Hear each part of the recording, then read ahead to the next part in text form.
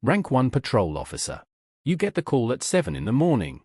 A man has locked himself inside a bank with 3 hostages. He has a gun. He is not talking. You are the first police car to arrive.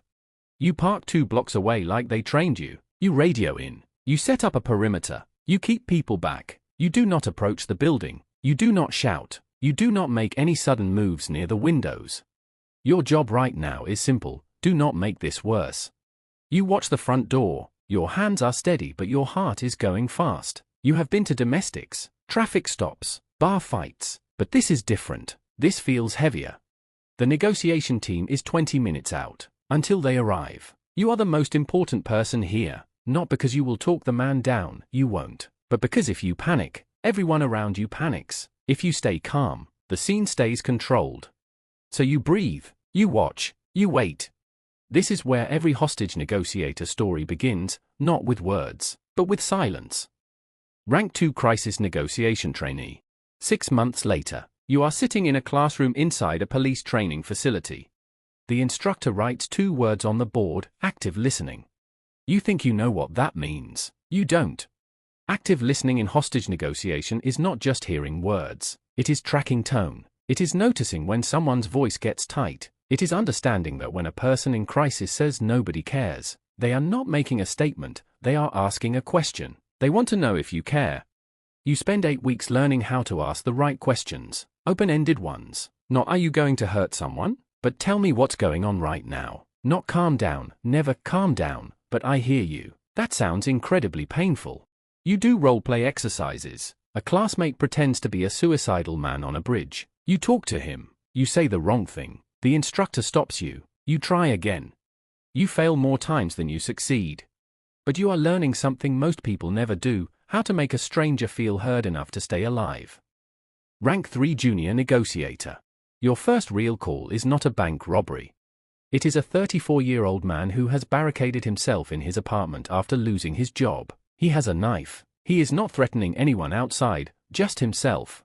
Your supervisor is on the phone feeding you lines. You are standing in the hallway outside his door, talking through the wood.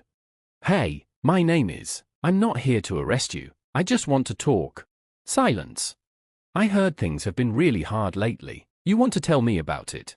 More silence. Then you hear something shift inside. A chair scraping.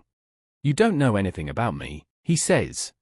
And you say the truest thing you can. You're right. I don't. That's why I'm asking. It takes 2 hours. 2 hours of standing in that hallway, talking, listening, asking small questions, finding tiny points of connection. He mentions a dog. You ask about the dog. He mentions his mother. You ask about her. At the end, the door opens. He sits down on the floor. He lets the knife go. You don't feel like a hero. You feel exhausted and a little shaky, but something in you shifts that day. You understand now what this work really is. Rank 4 Negotiator. You are now a certified hostage negotiator.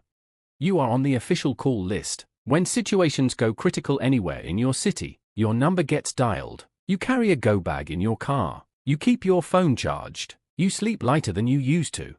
You have learned the full FBI framework, the behavioral change stairway. It has 5 steps: active listening, empathy, rapport, influence, behavioral change. Every successful negotiation climbs those stairs. Some just take longer than others.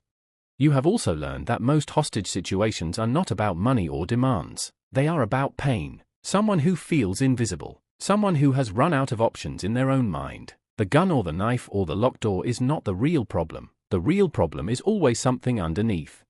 Your job is to find that thing. You work cases now that your trainee self could not have handled. A father holding his own children after a custody dispute gone wrong. A teenager on a rooftop. A robbery suspect who never planned to be in this situation and is now too scared to back down. Every case is different, but the approach is always the same: slow everything down. Build a bridge. Keep them talking. As long as they are talking, they are not doing something worse. Rank 5 Senior Negotiator. You have been doing this for years now. You have talked people down from ledges, out of cars, through windows, and over phones at 3 in the morning. You have had calls that ended well. You have had calls that didn't. The ones that didn't, you carry those. Not in a way that breaks you, in a way that sharpens you. You have learned not to take outcomes personally. Because the person in crisis is making their own choices. Your job is to give them the best possible chance to choose differently. That is all. Now you are the one feeding lines to junior negotiators. You listen to their calls on a second line. You write notes. You pass them through a teammate. You don't interrupt unless it's critical. You have also become a specialist in specific scenarios. Maybe it's workplace violence. Maybe it's domestic barricades. Maybe it's suspects with mental illness. Whatever your specialty, you are the person your department calls when a case fits that profile. Your voice is calm in situations where everyone else's is tight. That calmness is not something you were born with. It is something you built, call by call, year by year. Rank 6 Lead Negotiator. You are running the team now. When a critical incident comes in, you are the one who sets up the command post. You assign roles. You brief the tactical team, the SWAT officers who are staged nearby. You make sure everyone knows their job. Because here is what most people don't know: negotiation and tactical operations run at the same time. The tactical team is always there. The goal is to never use them. Negotiation is the preferred option. Always. But if the situation turns and someone's life is in immediate danger, the decision to move tactically falls on you. That is the weight you carry now.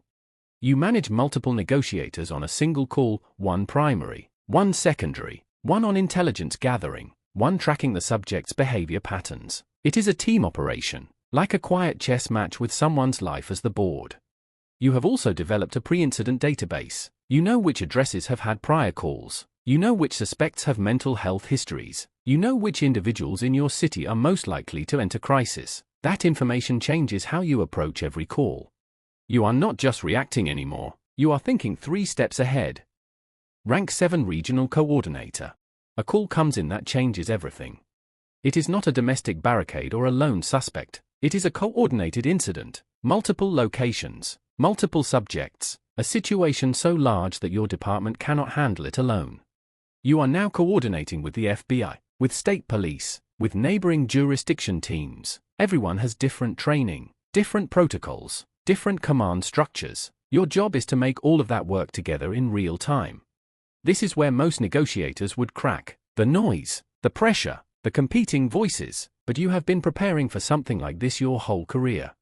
You run the negotiation track. The FBI runs intelligence. State police handle the outer perimeter. You communicate with all of them while keeping your primary negotiator calm and focused on the subject.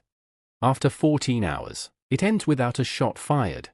3 hostages walk out. Every subject surrenders. You sit in your car afterward and you don't say anything for a long time. Rank 8 FBI Crisis Negotiation Unit. You are federal now. Your cases are no longer city level. You fly out to other states. You consult on international incidents. You work kidnappings, terrorist situations, prison riots, cases that make the news, sometimes cases that never make the news because that is how sensitive they are. The FBI's Crisis Negotiation Unit is based out of Quantico. You train other agencies. You study behavioral science. You work alongside psychologists, former military, intelligence analysts. Every person in the room is the best at what they do. At this level, the skills are the same as they were when you were standing in that apartment hallway years ago, but the stakes are incomparably higher. One wrong word in the wrong situation can change the outcome of an international incident. You are not just talking to one person, you are sometimes talking to people whose decisions affect hundreds of lives. You have learned to hold that weight without letting it show. Because the moment the subject senses that you are afraid, the bridge collapses. Rank 9 Chief Hostage Negotiator, a national level. You are the person other people call when they don't know what to do. You have consulted on more critical incidents than you can count. You have written protocols that are now used by police departments across the country. You have testified before government committees. You have helped design training programs that have changed how entire agencies operate. But you still take calls. Not every call, you can't anymore. But when something comes in that no one else is equipped to handle, when the situation is so unprecedented or so volatile that normal approaches won't work, your phone rings. And you answer it. Because at this rank, you have learned the most important thing this work can teach. It is never really about the tactics. It is never about the script or the framework or the credentials. It is always, in the end, about one human being making another human being feel less alone. That is what stops people, not force, not commands, Not ultimatums. Just the feeling that someone, on the other side of a door or a phone or a rooftop ledge, actually gives a damn whether they live or die.